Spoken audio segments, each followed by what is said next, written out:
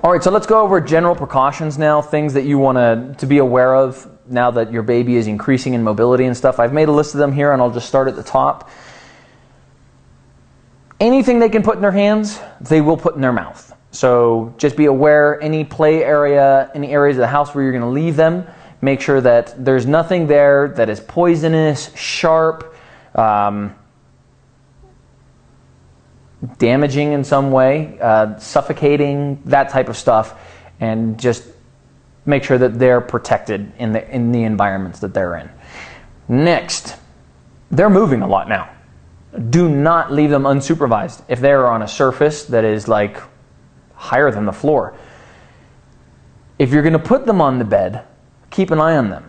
Don't leave them. If you think 30 seconds is not a big deal in terms of the time that they are alone, you're wrong. They will be on the floor. You're going to hear a loud thump and a scream, as unfortunately one person in our house found out. And our daughter was fine, but she was shocked because she had crawled backwards and sort of was holding onto the blanket and thunked down on her feet. And as we saw her, she dropped down onto her butt. So it could have been a lot worse. Thankfully, it wasn't. We picked her up, and she was fine. And then actually, I did it with her slowly 3 or 4 times more until she started laughing about it so that she wouldn't be afraid of it. But do not leave them unsupervised. Okay? It's a common sense thing. You probably already know it. You're probably going, what a schmuck. You left your daughter unsupervised. And yes, that's why I'm telling you, so you don't make the same mistake.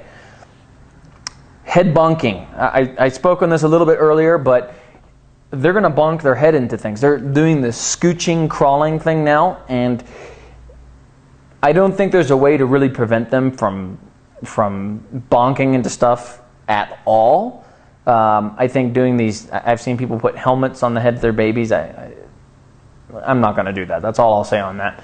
But at least be sensible in the areas where they're playing and stuff like that. Put stuff up along the walls if they're getting close. You're obviously going to be watching them most of the time, but otherwise, if they're in their crib, just line it with a soft cushion type thing. If they're in their play area, you can put cushions along the wall just to help them from bonking their head too hard. If they do, they sort of either get puzzled about it and they turn another direction, or they'll cry for a bit, and you just need to pick them up and walk them around for a bit, and they generally reset, so it's not a big deal. But just be aware of that. Honey, don't bonk your head. Don't bonk your head. Don't bonk your... Okay. Well, there you go. A live action demonstration. Wow. Did you just bonk your head? You did. Okay, Ferdinand the Bull. That's enough. There we go. What?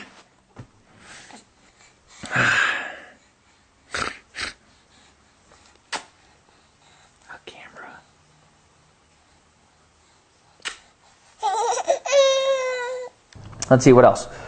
Poop leaks. Now that you're feeding the baby solid food, sometimes it can come out in great quantity from the other end. And if you're carrying them and you suddenly feel this sort of squishy, sort of slimy thing in your hand, don't look down, but you probably have a poop leak. The best way to avoid this is to keep a good schedule on diaper changing and don't let it go too long without changing the diaper.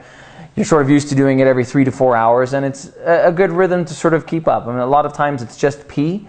But when they fill that thing up with poop, I don't know, it has like a tie-dye stain in it. It's like everything the poop touches when you're feeding them carrots turns orange. So just be aware of that.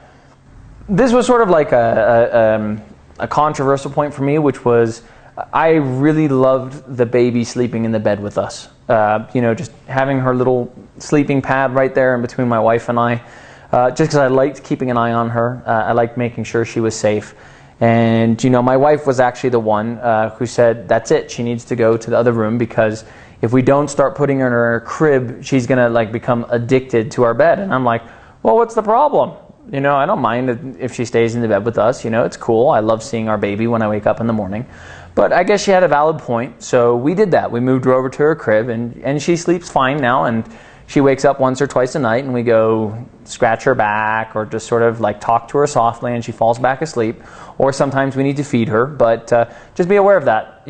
At this point, if you haven't already, just move them to their crib and let them have their own room or their own bed so that they're acquainted to that and not parent bed addicted. You know the old saying, where there is thunder, there is lightning. Well, I can tell you during this time period, if your baby lets out a loud burp, you can pretty much expect puke to follow. They're burping by themselves a lot more now. And pretty much every time my baby's gone bleh, like trying to set a world record for baby burps, very shortly thereafter, puke has come out. So now I just have a habit. She burps, I grab a paper towel, I put it in front of her, and sometimes it doesn't come for like a minute, but pretty much it always comes. Maybe it's not the same with your baby, but I'm just passing it on to you as a piece of advice. They're gonna want to be held a lot more. This is something that I've found, and I know some parents get really aggravated about this because they're crying and they want to be held, and I do try to do my best on this. I do try to hold the baby as much as possible. There are times when I get very tired, and there are times when I just have to work. So just be aware of it. It can be particularly trying during this time period. Putting them in another room and just saying, I'm going to let them cry until they stop crying, that doesn't work because they just cry and you just feel guiltier and guiltier and guiltier. So the best thing is figure out with your wife sort of like an alternating schedule. If you have work you have to do when you get home, do try to set aside a time period where you're just with the baby and your wife and you have your family time period. But if you're also working a second job at home, just make sure that during that time period that your wife is going to look after the baby and you have an agreement on that so that there's no frustration between you and mom and the baby gets held because they're going to want that. Naked time. Now, the baby's in the diaper pretty much all day long. And I've said this before, but it's good to find a time period of the day when they can be naked and airing out and, ideally with some sunlight on them. And we have like this part of the bed in her room where in the mornings the sun comes in through the window, so we sort of put an old towel down because sometimes, poop and stuff comes out, or usually pee. And we can put her down on that and she gets to sunbathe for about 20 to 30 minutes. In the early morning sun. It's not direct sunlight, it's just sort of spilling down in or whatever, so we don't have to worry about her getting sunburned. And I noticed that she's a lot happier when we do that. So try and find a point when you can do naked time for your baby. Here's an interesting thing, which is that there was a few days when our baby was waking up throughout the night, and it was getting really frustrating because she hadn't done that in a long time. And we were trying to figure out what the heck is going on. And we fed her and all that, but it kept happening. And on closer inspection, I found she was getting bitten by mosquitoes. So if you have mosquitoes in your area, you want to make sure that you don't over-toxify with mosquito killer.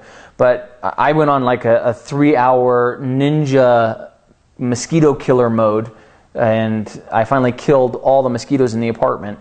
But it did happen, and it's something you want to be aware of as a reason why your baby might not be sleeping. So if she's not sleeping or he's not sleeping, check for mosquitoes. Just a rapid thing you want to keep in mind, make sure you shave. Because if you're holding the baby a lot and they hit against your skin and you have like a 5 o'clock shadow, they're going to start crying because it actually hurts. So just make sure you shave as a simple point. Okay, as a tip that I will give you with a caution, it can be very tiring to feed the baby in your arms sometimes with the bottle. If you're not, you won't be breastfeeding, but mom might be breastfeeding. Or if she's too tired, maybe the baby's getting breast milk in a bottle and you're just too worn out to carry him. If you have a baby swing, you can sort of put your chair right there next to the baby swing and put a blanket there and feed them there. Just make sure you keep an eye on them. Do not leave them because you don't want them to choke on the bottle, obviously. And just pay attention because sometimes if you're there and you're talking to someone, the bottle can fall down and it will soak their clothes and then they get cold and start crying. But that's something you can do if you're just like your arm is exhausted. That is a way you can sort of to feed them safely as long as you're there watching it, and it does work well.